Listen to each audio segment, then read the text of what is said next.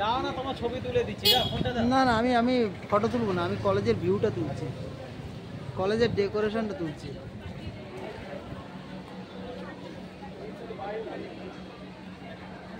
বুঝলি? হ্যাঁ। কলেজটা কেমন সেজেছে সেইটা দেখানোর জন্য।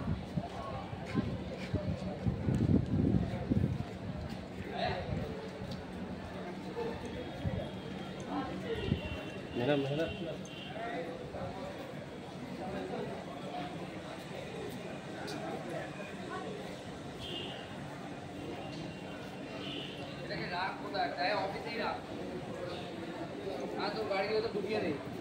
ব্যাগটা ছিঁড়ে গেছে প্রদ্যুৎ, প্রদ্যুৎ ব্যাগ ছিঁড়ে গেছে।